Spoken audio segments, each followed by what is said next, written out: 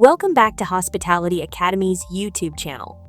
Today, we're looking at some of the strangest and most unique hotel rooms in the world. First up, the UFO Room in Sweden. Suspended in the trees at Treehotel, this spaceship-like pod makes you feel like you've landed on another planet. It's a true sci-fi experience in the middle of a forest.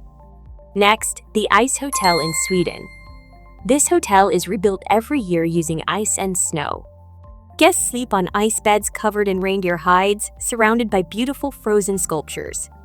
It's a magical experience, just make sure to dress warmly.